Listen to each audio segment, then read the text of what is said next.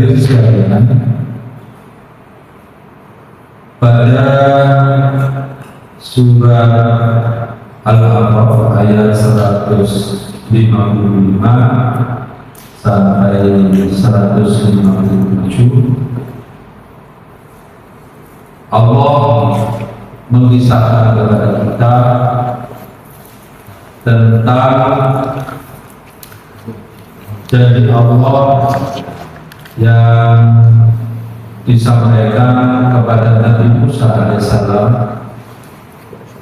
dan sekaligus kemudian disampaikan kepada Bani Israil, di mana pada ayat 155 surah Al-A'raf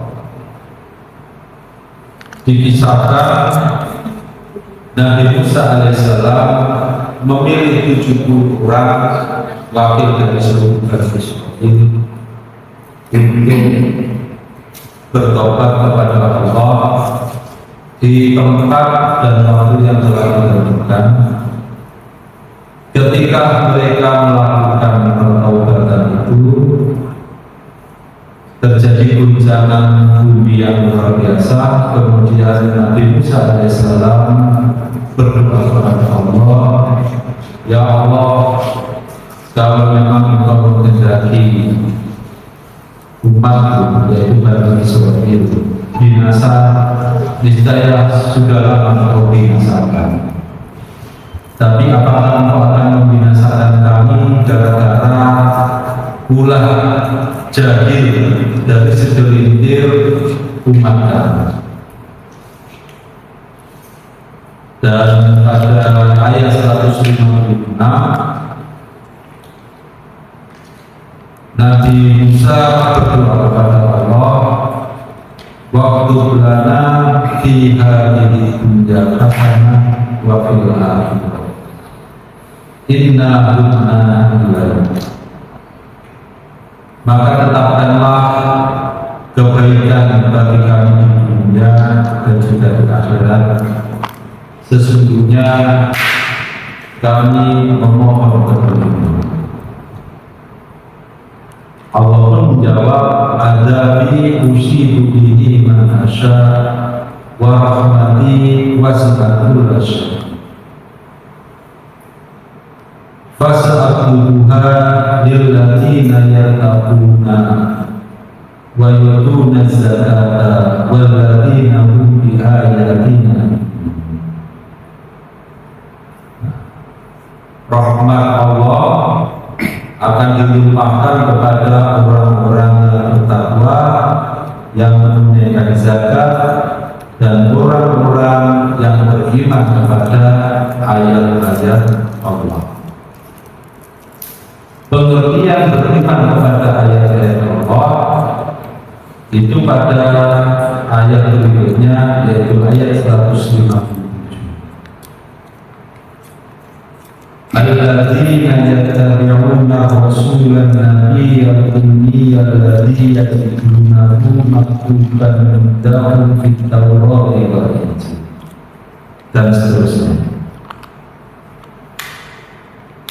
Yaitu orang-orang, dan pengertian orang-orang yang beriman kepada ayat-ayat kami, yaitu orang-orang yang mengikuti seorang rasul nabi yang suci, yang identitasnya, ciri khasnya, namanya tertulis apa yang ada pada sisi mereka, yaitu tertulis pada kitab Taurat dan kitab Injil.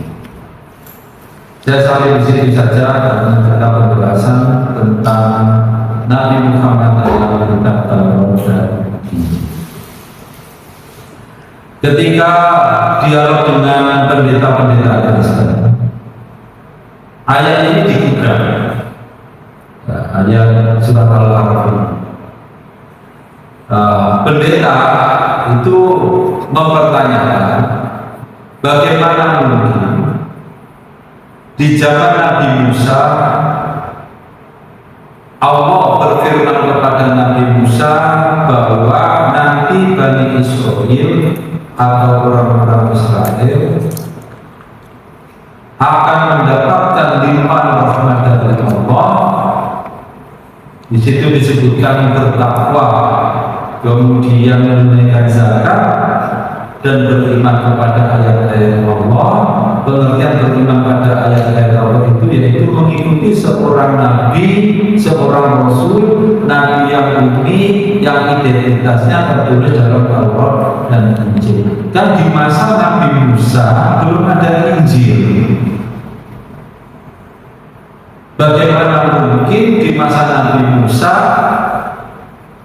disebut bahwa nama Nabi Muhammad, identitas Nabi Muhammad, ciri khas Nabi Muhammad itu juga tertulis dalam Injil.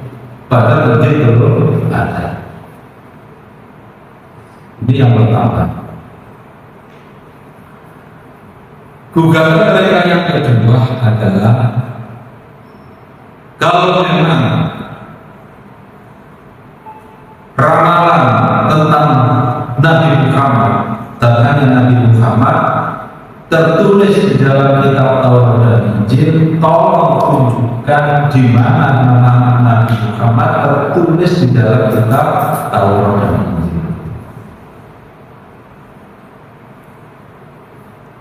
Dari sinilah kita harus bisa menjawab secara objektif, ilmiah, tidak emosional. Jawaban yang pertama, di masa Nabi Musa Allah menyebut nama Nabi Muhammad di samping ada di Taurat juga ada di Injil. Perlu diketahui bahwa Allah Maha mengetahui apa yang telah terjadi, sedang terjadi, dan yang akan terjadi atau yang akan datang. Dan memang berbeda pemahaman orang Yahudi dan Kristen tentang Tuhan. Kalau menurut kitab suci Yahudi dan Kristen di bagian awal ya Bible, yaitu kitab Taurat, di kitab Perjanjian, di kitab Kejadian, di pasal 1 saja, di pasal 1 itu diceritakan tentang kisah penciptaan alam. Hari pertama Tuhan mencipta langit dan bumi, siang dan malam. Hari kedua Tuhan memisahkan samudera dengan kapal. Hari ketiga Tuhan mencipta tumbuh-tumbuhan. Hari keempat Tuhan mencipta matahari, bulan dan bintang. Hari kelima Tuhan mencipta binatang melata. Dan hari keenam Tuhan mencipta manusia. Hari ketujuh Tuhan istirahat. Nah, yang menjadi pertanyaan dari para ilmuwan sekarang adalah dulu mana langit dan bumi dengan matahari, bulan dan bintang.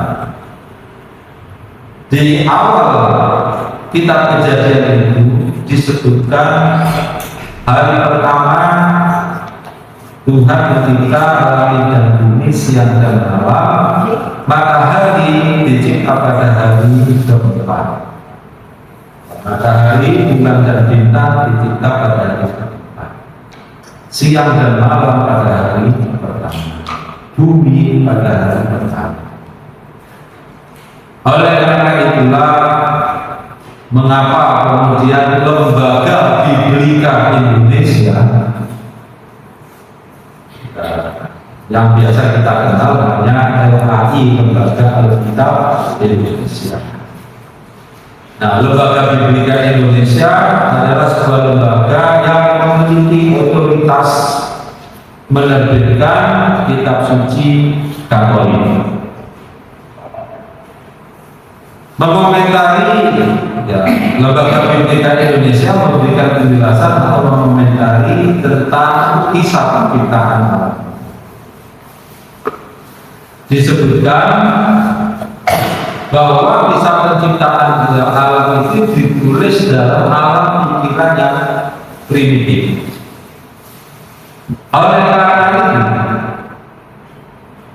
tidak ada artinya atau tidak ada gunanya mempertemukan ayat-ayat penciptaan ini dengan ilmu pengetahuan modern. Ini pernyataan dari Lembaga Biblika Indonesia. Nah, dari sini kita perlu paham bahwa ternyata ya, Taurat yang menurut Yahudi dan Kristen adalah firman dari Allah. Bagaimana mungkin Allah memberikan kisah kepada manusia yang punya pengetahuan, dan pengetahuan itu diberi oleh Tuhan? Ternyata Tuhan tidak tahu tentang bagaimana proses penciptaan alam sampai Lembaga Biblika Indonesia menyatakan seperti itu. Yang kedua,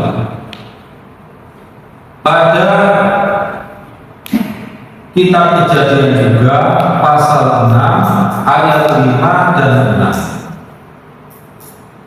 Di situ disebutkan ketika Tuhan melihat manusia berkembang menjadi banyak di bumi dan hati manusia cenderung pada kejahatan, maka menyesallah Tuhan karena menjadikan manusia di bumi, dan hal itu memilukan hatinya. Jadi Tuhan tidak tahu kejadian yang akan datang. Ya, ternyata di kemudian hari manusia hatinya cenderung pada kejahatan. Akhirnya Tuhan menyesal dan hatinya pilu. Ini jelas Tuhan yang tidak paham. Sedangkan kita diajari oleh Allah, Allah itu maha mengetahui segala-galanya, segala apa yang ada di alam semesta ini, baik yang dulu, sekarang maupun yang akan datang. Sehingga logis Allah sudah membuat program bahwa nanti yang memimpin Bani Israel keluar dari Mesir adalah Musa. Diberi kitab Taurat, dan nanti yang akan datang ada Nabi bernama Isa atau Yesus yang akan diberi kitab yang bernama Injil. Jadi ini sejak dulu sebelum Nabi Isa lahir itu sudah disampaikan oleh Allah, karena yang membuat program dan rencana alam semesta ini adalah Allah sendiri. Yang kedua, ini yang sering ditanyakan oleh para pendeta. Kalau memang nama Nabi Muhammad atau identitas Nabi Muhammad, ramalan tentang Nabi Muhammad itu betul-betul memang tertulis di dalam kitab Taurat dan Injil, tolong tunjukkan ada di mana. Nah, biasanya kita menjawab, nama Nabi Muhammad tertulis dalam kitab Taurat dan Injil, kitab yang asli. Adapun kitab Taurat yang sekarang disucikan oleh Yahudi dan Kristen itu tidak asli. Begitu juga kitab Injil juga tidak asli. Kan begitu biasanya kita menjawabnya. Maka para pendeta pun akan membantah. Kalau memang kitab suci kami, Taurat dan Injil yang ada di dalam Bible ini, atau mereka yang punya Alkitab, dalam Alkitab ini adalah palsu. Berarti Anda tahu yang asli, tolong tunjukkan mana yang asli, sehingga Anda menyebut bahwa kitab yang ada pada kami, Taurat dan Injil yang ada pada kami itu adalah Taurat yang palsu. Tolong sekarang tunjukkan yang asli mana. Nah, inilah yang perlu kita jelaskan kepada mereka tentang nasib kitab Taurat dan nasib kitab Injil. Kita mengatakan jelas nama Nabi Muhammad tidak akan ada di dalam kitab Taurat. Mengapa? Kalau Anda menuntut pada umat Islam untuk menunjukkan kitab Taurat yang asli sebagai bukti bahwa Taurat yang sekarang itu palsu, kita berikan jawaban, samakah Taurat yang dipakai oleh Israel Samaria, yaitu Taurat yang versi Samaria dengan Taurat Masoreh?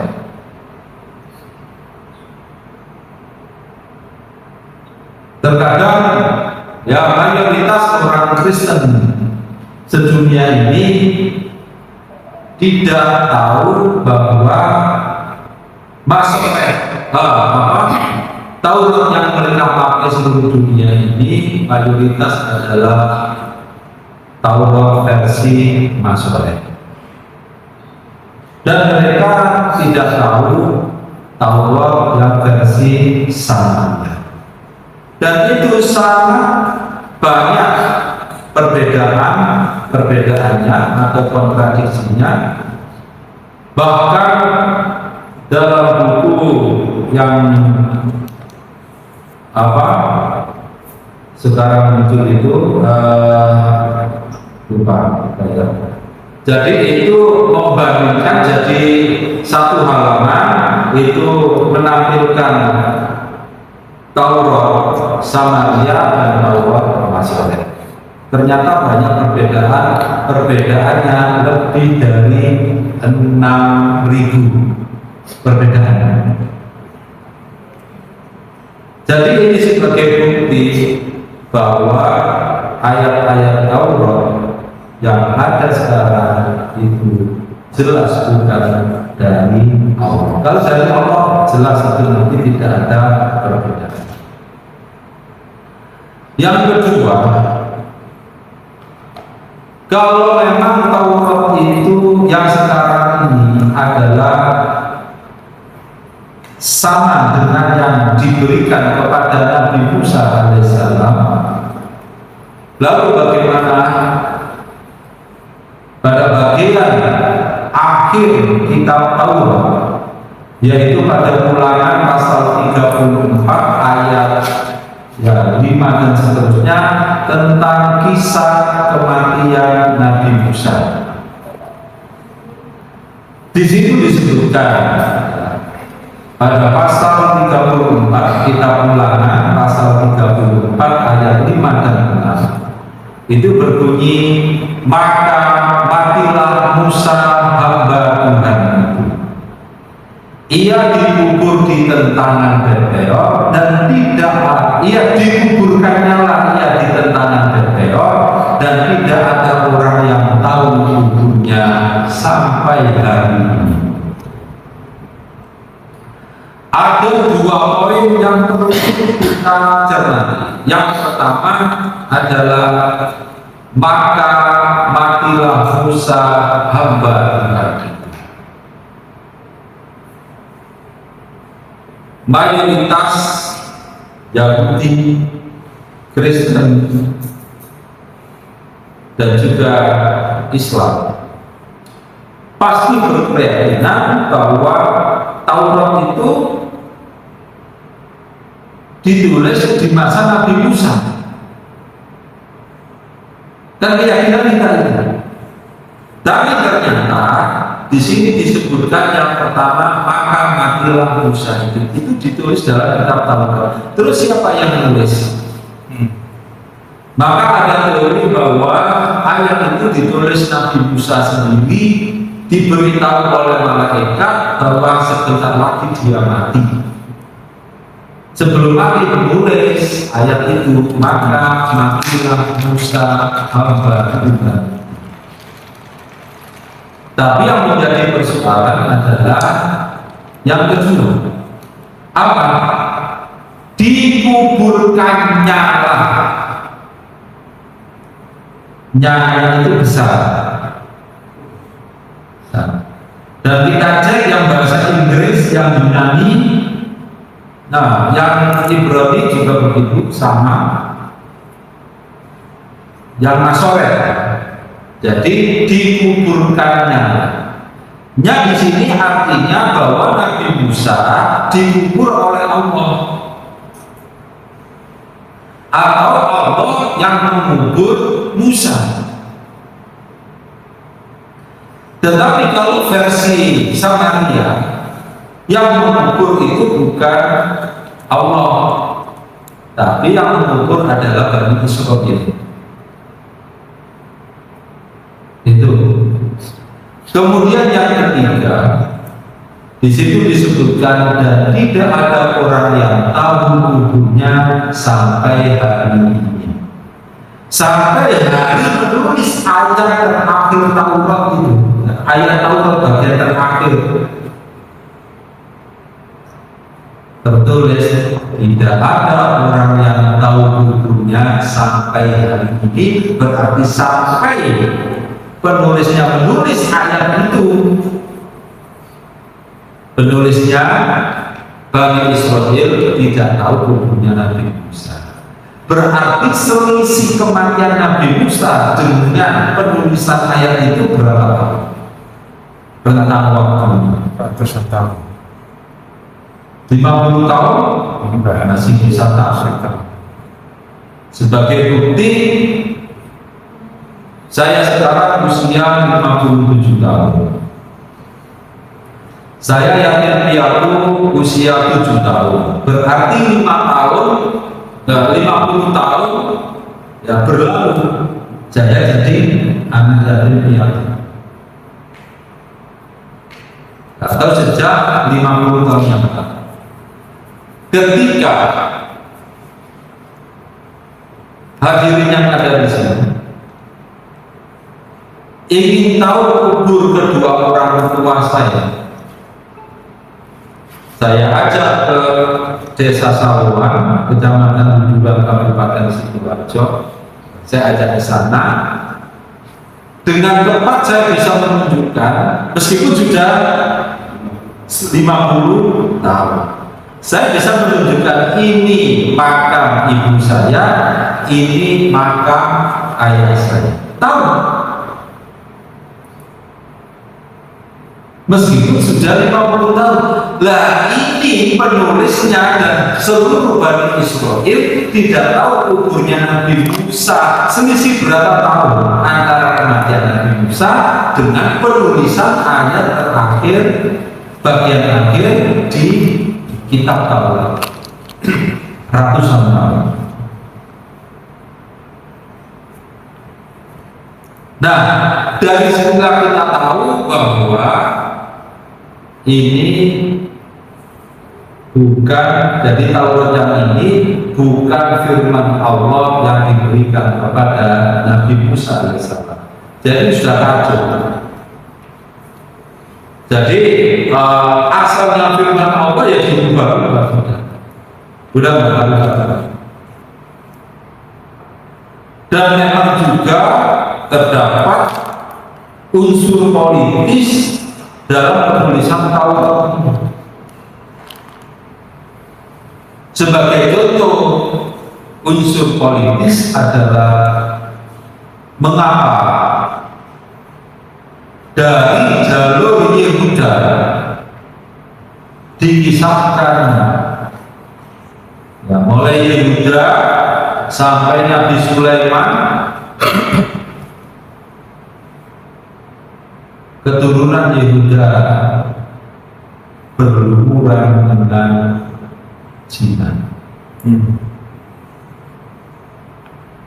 Yehuda berzina dengan mantan menantunya bernama Tamar. Kemudian Daud berzina dengan tetangganya yang bernama Bathsheba. Nabi Sulaiman istrinya 700, guntingnya 300. Dan yang lebih unik lagi, dari keturunan para pezina ini lahirlah Yesus menurut Matius dan Lukas. Berarti dalam tubuh Yesus, dalam daging Yesus, dan ingat Yohanes 1 ayat 1 sampai 14, firman adalah Tuhan dan firman menjadi daging manusia, yaitu daging Yesus. Dan pada tubuh Yesus mengalir darah berzina. Namun tidak. Mengapa dari jalur Yehuda itu ceritanya dilumuri dengan noda-noda dosa zina? Ada. Kemudian apa dosanya Nabi Ibrahim? Apa dosanya Siti Hajar atau Hagar? Sampai kemudian di situ disebutkan bahwa perilaku dari Ismail adalah seperti keledai liar. Kemudian keturunan Nabi Ismail tidak diakui sebagai keturunan Nabi Ibrahim. Apa kesalahan Nabi Ibrahim dan Siti Hajar? Dinyatakan bahwa hanya dari benih Ishaklah yang diakui sebagai keturunan Ibrahim, dari benih Ismail tidak diakui. Mengapa muncul begitu? Ya karena ada tendensi politis.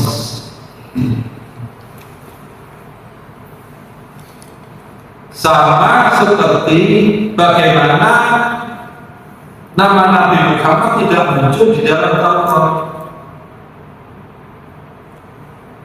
Tidak muncul. Sebab apa?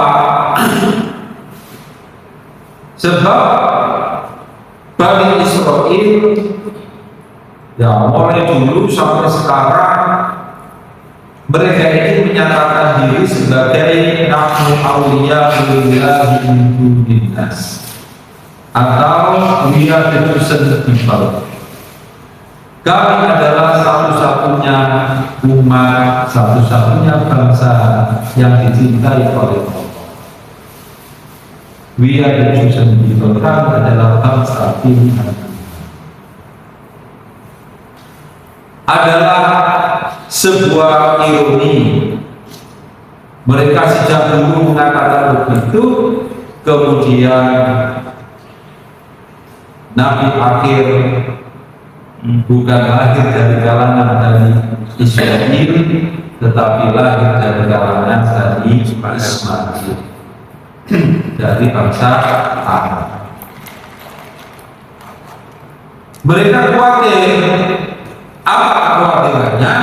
Yakni mereka khawatir kalau Nabi akhir itu dari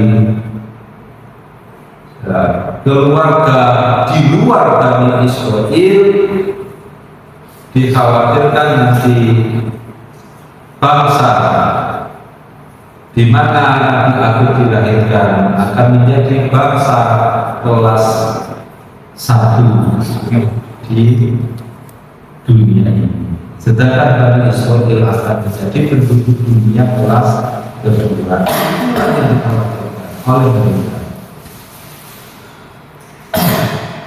Oleh karena itu nama Nabi Muhammad ya dihilangkan, identitasnya juga dihilangkan, tetapi istilah dalam bahasa Indonesia sepandai-pandai tupai lompat akan jatuh, sepandai-pandai kita menyembunyikan bangkai pasti akan tercium bau. Nah, Taurat yang sudah diacak-acak seperti itu oleh mereka, kalau Al-Quran sudah memberikan penjelasan di surah Al-Baqarah ayat 146. Alladzina atainahumul kitaba ya'rifunahu kama ya'rifuna abna'ahum wa inna fariqam minhum la yaktumuna al-haqq wa hum ya'lamun. Orang-orang ahli kitab itu mengenal Nabi Muhammad meskipun waktu itu Nabi Muhammad belum lahir, seperti mereka mengenal anak-anak mereka sendiri. Dan sungguh dari golongan mereka, dari Bani Israel, itu menyembunyikan kebenaran, padahal mereka mengetahui. Nah, tadi saya sebutkan mereka merombak kitab sucinya Taurat, tetapi bagaimanapun juga masih bisa kita lacak jejak-jejak. Di mana jejaknya itu? Nah, kita bisa melihat pada kitab Ulangan pasal 18 ayat 18.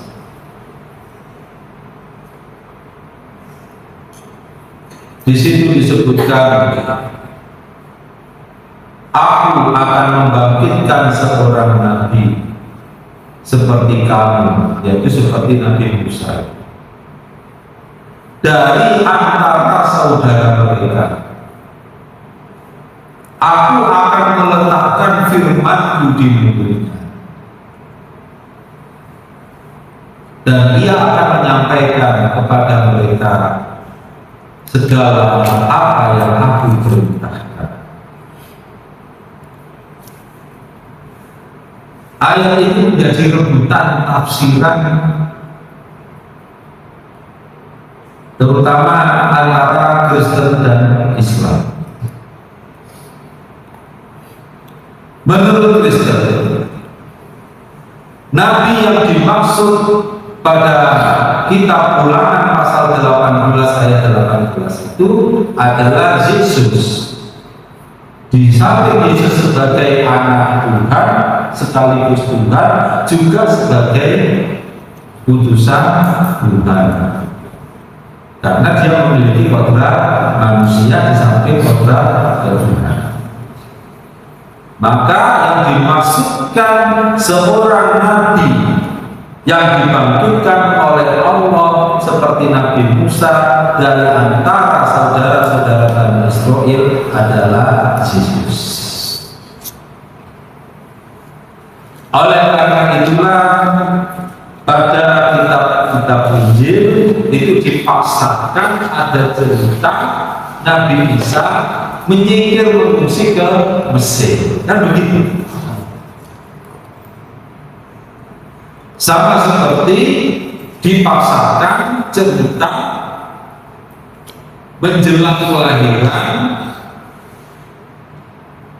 Bunda Maria sama Yusuf suaminya harus ke Bethlehem untuk mengikuti sensus penduduk di Bethlehem, karena dalam ramalan perjanjian lama bahwa sang nabi itu berasal dari Bethlehem. dipaksakan cerita, tapi cerita ini malah kacau. Apa kacaunya? Ya, tentang kelahiran Nabi Isa itu kan kacau atau Yesus ini. Kacau yang pertama adalah satu, ketika ada di Bethlehem, semua penginapan penuh kan gitu, sehingga terpaksa Bunda Maria melahirkan di kandang ternak, kan begitu ceritanya. Terus bayi Nabi Isa atau Yesus ditaruh di pakungan.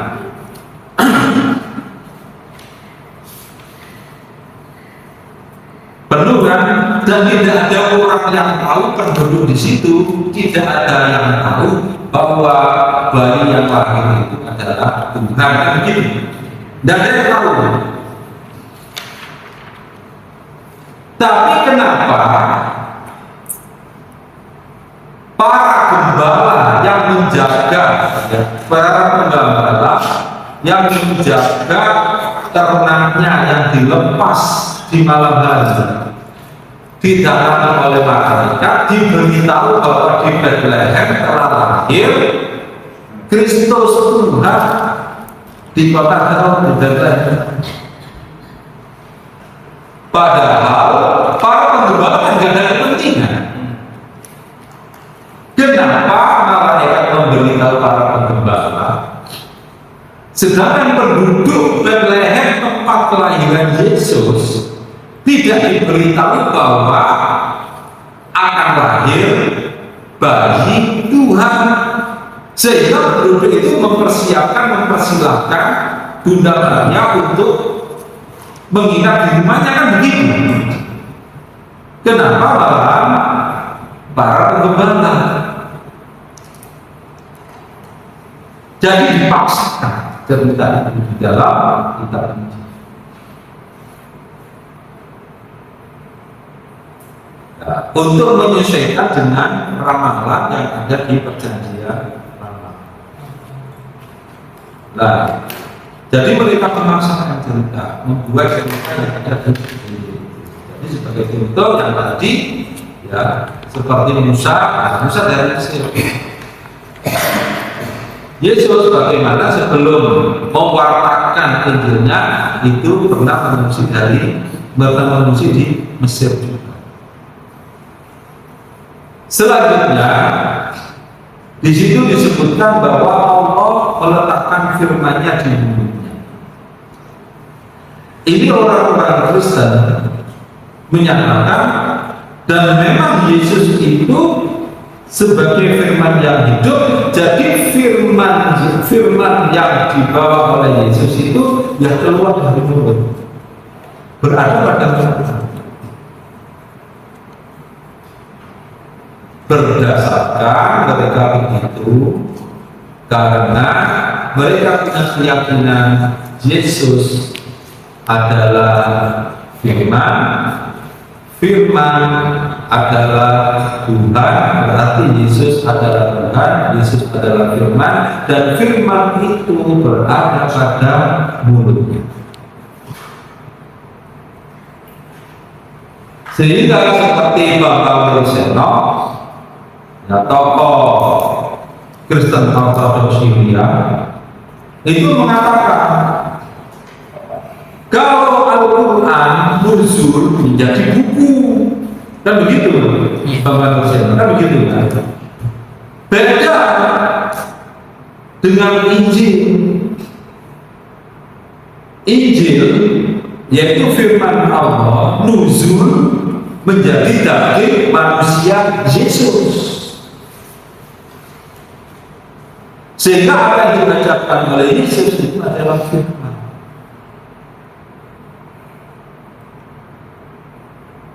Perlu disadari dan diketahui.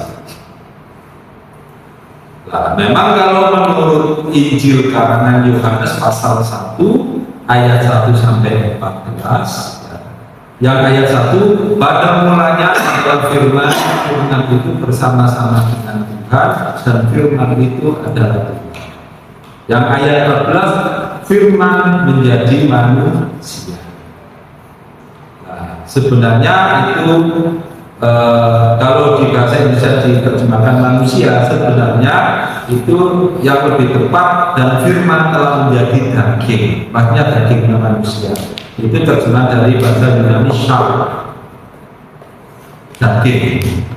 Nah, kalau mereka mendasarkan pada Injil karangan Yohanes pasal 1 ayat 1 sampai 14 bahwa Yesus adalah wujud dari firman Tuhan, maka itu merupakan jebakan yang dibuat oleh Kristen sendiri untuk menjebak Kristen. Jebakan yang dibuat oleh Kristen sendiri untuk menjebak Kristen. Dan memang itu yang dibanggakan oleh mereka. Yesus adalah firman yang hidup. Karena firman berarti Yesus adalah Tuhan. Nah, saat dialog Islam Kristen di Universitas Muhammadiyah Surabaya, dari pembicara Islam saya dengan Ustaz Menahem Ali, dari Kristen itu Dr. Pendeta Dr. Pangeran Manurung. Ya, nama lengkapnya Pangeran Manurung. Ada tambahan lagi namanya? Hanya Pangeran Manurung. Ya, Dr. Pangeran Manurung MPH dan Gracia Belo. Ya, dan Kristen Ortodoks. Nah, saya menjelaskan itu ya di hati saya, kamu makan gepuk banget. Benar, akhirnya apa? Kalau memang Yesus itu adalah wujud dari firman Tuhan, berarti sejak Yesus lahir, ucapan-ucapannya adalah firman Tuhan. Dan itu pun sebelum lahir Bunda Maria, sebagaimana tertulis dalam Lukas pasal 1 ayat 28 sampai 31, bahwa Bunda Maria akan melahirkan anak yang bernama Yesus. Para pengembala setelah diberitahu oleh malaikat bahwa Kristus Tuhan lahir di kota Daud, pagi harinya mendatangi tempat kelahiran Yesus itu dan memberitahu kepada Bunda Maria dan orang-orang sekitarnya bahwa bayi itu adalah Tuhan. Berarti Bunda Maria paham, keluarganya juga paham bahwa anak itu adalah Tuhan. Berarti ucapan-ucapan Yesus adalah firman Tuhan, maka pasti ucapan Yesus karena ucapan Tuhan dicatat atau dihafal. Oleh karena itulah maksud saya katakan, kalau memang Yesus itu adalah firman, tunjukkan catatan ucapan Yesus sejak usia 1 tahun sampai usia 30 tahun. Kalau bisa menunjukkan, potong kelingking jari saya, jari kelingking saya. Di YouTube kan ada ya kan? Potong jari kelingking saya. Tapi kalau tidak bisa, apa resikonya? Nah, suatu hari beberapa pendeta, saya tidak ada rekaman, saya katakan begitu juga, dan saya katakan kalau Anda tidak bisa menunjukkan catatan ayat-ayat ucapan Yesus sejak usia 1 tahun sampai 30 tahun, tutup mulutmu untuk mengatakan bahwa Yesus itu adalah Tuhan. Yesus adalah firman, sebab itu adalah kebohongan kami. Jadi itu hanya klaim mereka, omongan mereka, tapi tidak terbukti. Tidak terbukti itu dibuktikan sendiri oleh pihak Kristen.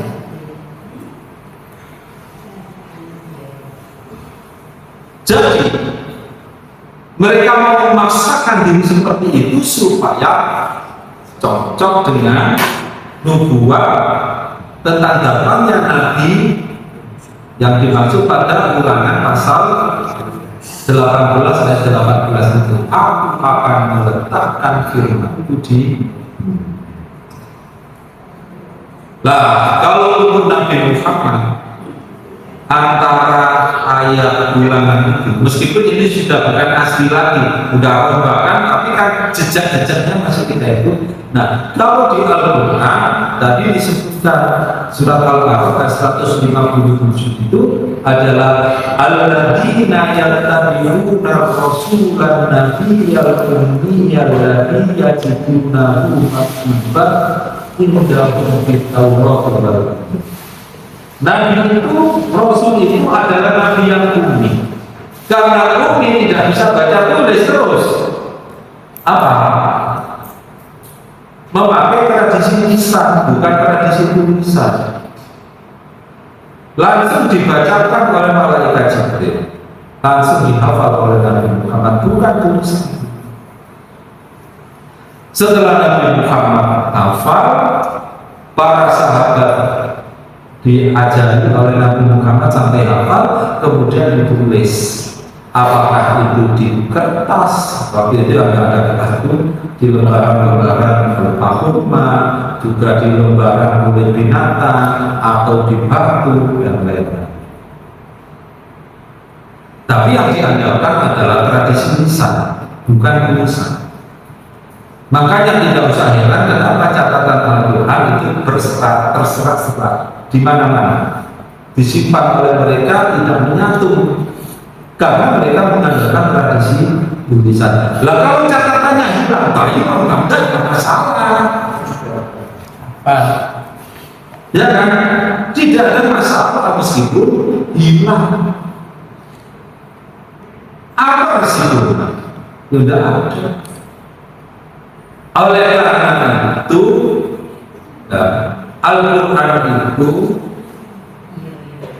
ya diriwayatkan secara mutawatir, tidak hanya 1-2 sahabat, tapi banyak sahabat yang hafal.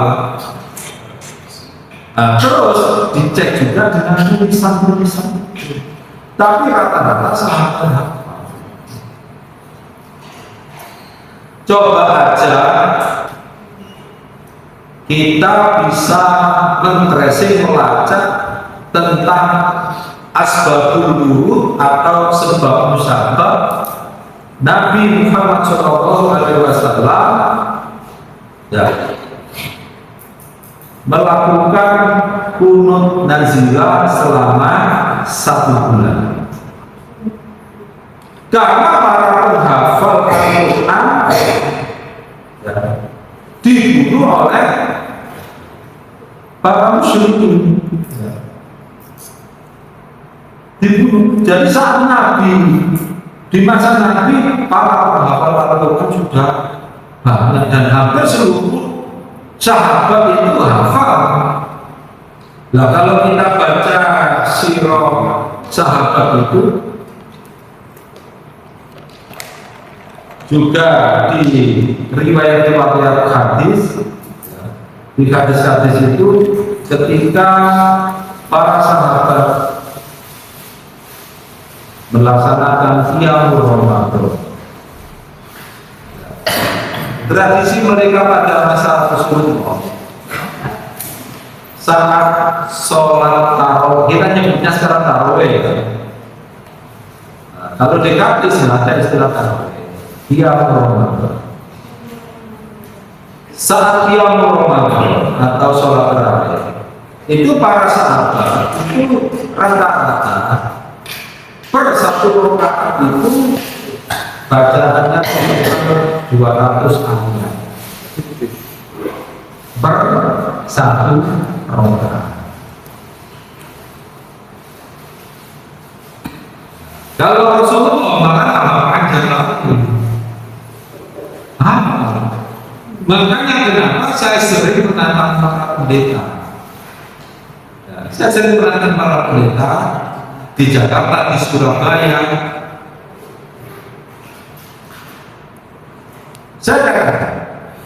Saya mampu membaca Al-Quran di tengah kegelapan malam. Di tengah kegelapan mampu ya baca. Meskipun itu 3 jam, 4 jam bisa. Nah sekarang bagaimana Bapak-bapak pendeta? Saya minta membaca tidak usah banyak-banyak, separuh halaman saja dari kitab suci Anda, tapi tolong tidak melihat tulisan. Apa jawaban mereka? Dengan wajah merah mereka mengatakan, mohon maaf, kami tidak dianjurkan untuk menghafal ayat-ayat kitab suci kami. Kami hanya dianjurkan untuk memahami. Beda dengan orang Islam, hafal tapi tidak paham. Ya, saya balik, orang Islam tidak paham tentang apa, tidak paham arti ayat-ayat Al-Quran. Mereka apalagi mereka paham artinya, maka umat Islam akan hafal kuadrat. Lebih banyak. Mengapa? Memang ini tradisi sejak dulu di masa Nabi Muhammad. Malaikat Jibril, Allah Subhanahu wa Ta'ala menurunkan firman-Nya, ditaruh di mulut Nabi. Langsung dibacakan, ditirukan dari Rasulullah ini, bukan lewat tulisan, tapi ditransmisi, ya, disebarkan ke sahabat-sahabat lewat apa? Tradisi lisan, langsung dihafal semua. Para sahabat kemudian menulis, tapi hafal dulu, langsung dibacakan. Nah, oleh karena itu di masa Nabi, di masa para sahabat, kehilangan tulisan ayat-ayat Al-Quran tidak menjadi problem, tidak menjadi masalah. Berbeda kalau manuskripnya Kristen, manuskripnya Yahudi, tulisannya hilang, nggak bubar. Ayo. Nah, dari sinilah kita tahu bukti-bukti. Mengapa? Nah, di situ disebutkan, aku akan meletakkan firman. Nah, ternyata sampai sekarang anak-anak kecil, bahkan seperti anak yang berusia 5 tahun bernama Musa dari Lampung, 5 tahun bisa hafal 30 juz Al-Quran, 30 juz hafal semua. Dan sekarang lebih marah lagi, kalau di masa saya kecil itu nggak ada lembaga tahfidz Quran, itu nggak ada. Lah sekarang udah beludak di mana-mana, bahkan tiap desa ada. Nah, itu yang ada di Taurat. Saya tidak membahas di apa, di kitab-kitab yang lain seperti apa, kitab Yesaya dan lain-lain, karena yang saya maksud adalah Taurat. Nama Nabi Muhammad, identitas Nabi Muhammad di dalam kitab Taurat. Lalu bagaimana dengan kitab Injil? Nah, adakah identitas nama Nabi Muhammad dalam kitab Injil yang sekarang dimiliki oleh Kristen, yang dianggap sah oleh Kristen? Kita perlu mengetahui bahwa yang diimani oleh umat Islam, Injil firman Allah yang diberikan kepada Nabi Isa alaihissalam. Adapun kitab Injil yang sekarang ini, yaitu Injil karangan Matius, Markus, Lukas, Yohanes, bukanlah firman Allah yang diberikan kepada Nabi Isa alaihissalam. Injil yang sekarang itu adalah catatan ucapan Nabi Isa dan juga perbuatan. Hanya saja menurut 76 pakar kitab suci Kristen, pakar perjanjian baru yang tergabung dalam lembaga penelitian kitab suci Kristen, nama lembaganya Yesus Seminar, ya 76 pakar kitab suci Kristen ini meneliti ribuan manuskrip Injil karangan Matius, Markus, Lukas, Yohanes dibandingkan dengan Injil karangan Thomas, Injil yang dinyatakan apokrif oleh Kristen. Nah, setelah melakukan penelitian ribuan naskah-naskah kuno itu, hasil penelitian itu mereka seminarkan, hasil dari seminarnya dibutuhkan, nama bukunya The Five Gospel. Nah, pada halaman 576 pakar kitab suci Kristen ini sepakat menyatakan 82% the word described in Jesus in the Gospels were actually spoken by him. 82% ayat-ayat Injil yang itu disandarkan pada Yesus atau disuapkan pada murid Yesus, atau yang karenanya itu diucapkan dan diperbuat oleh Yesus, ternyata tidak pernah diucapkan dan diperbuat oleh Yesus. 82% ternyata itu bukan ucapan dan perbuatan Yesus. Nah, lalu bagaimana kita melacak tentang nubuat datangnya Nabi Muhammad? Ada tidak?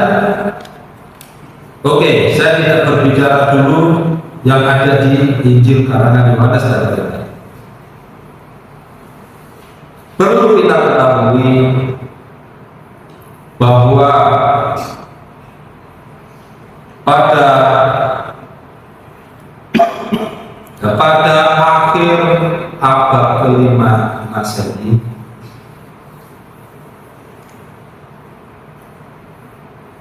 dicatat oleh Kristen sendiri bahwa Paus Gelasius, Paus Gelasius pertama yang menjadi Paus pada tahun 492 sampai 496, ya, karena wafat tahun 496 itu ditenggarai Paus Gelasius telah mengeluarkan dekret. Di antara dekretnya itu adalah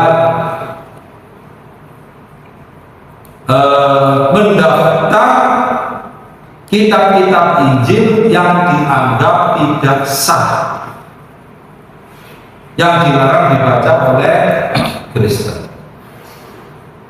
Sehingga istilahnya dekret itu adalah Decretium Gelasius. Decretum Gelasius artinya dekret Paus Gelasius. Di antara dekretnya itu adalah menyatakan beberapa Injil sampai 47 naskah, ya, serupa Injil dinyatakan tidak sah dan dilarang dibaca oleh orang Kristen. Di antara Injil-Injil itu, ya, Injil Thomas, Injil Barnabas, Injil Bartolomeus, Injil Fayum, Injil Maria, Injil Yudas, banyak, ada sekitar 47, ya, yang semacam itu. Dan itu ada yang meragukan dekret itu dikeluarkan oleh Paus Gelasius, karena ternyata ada naskah yang disebut dengan Decretum Gelasianus itu dinyatakan baru ditulis tahun 550 Masehi. 550 Masehi. Sedangkan Paus Gelasius itu wafat tahun 496 Masehi. Tapi yang menjadi pertanyaan dari para ilmuwan adalah dekret yang mencantumkan Injil Barnabas yang ditenggarai, anggapannya ditenggarai, ditulis tahun 550 Masehi. Ternyata sekarang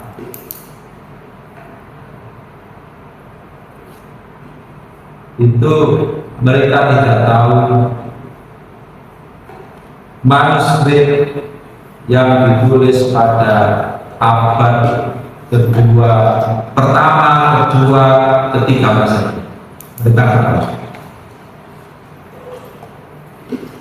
Nah, tapi dekretnya akan muncul.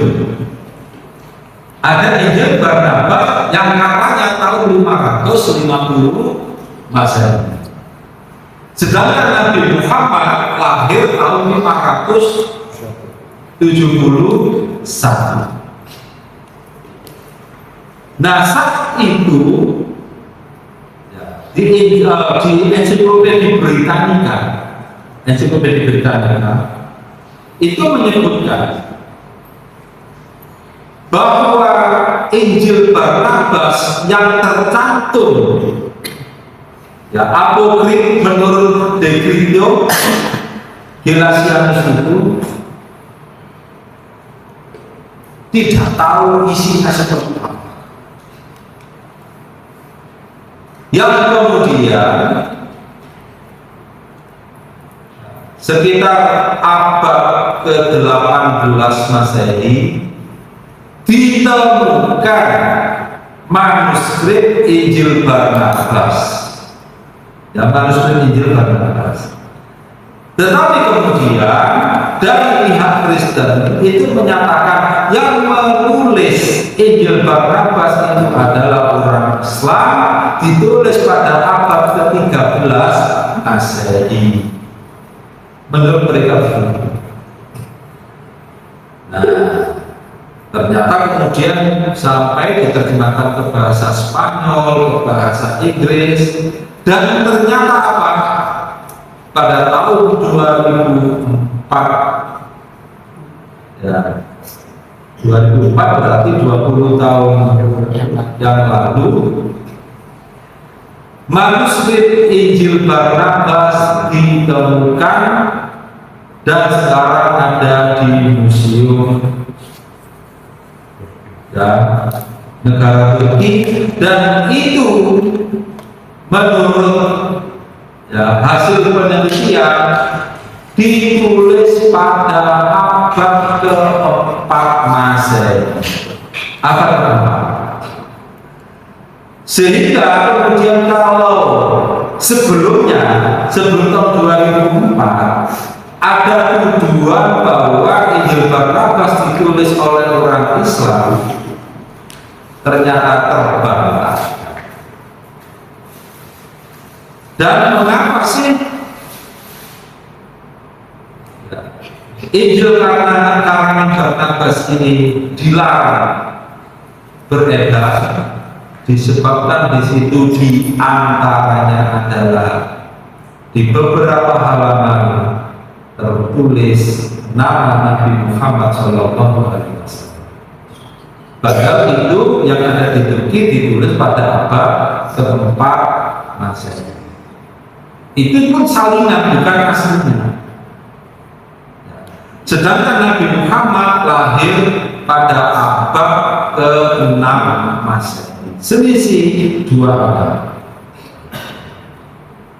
Nah, kalau kemudian di dalam Injil yang disucikan oleh orang Kristen, Injil Matius, Markus, Lukas, Yohanes, tidak ada Nabi Muhammad, wajar. Sebab menurut 76 pakar perjanjian baru terkemuka yang tergabung dalam lembaga penelitian Yesus Seminar, 82% ayat-ayat Injil yaitu Matius, Markus, Lukas, Yohanes yang katanya itu adalah ucapan dan perbuatan Yesus ternyata bukan dari ucapan dan perbuatan Yesus. Jelaslah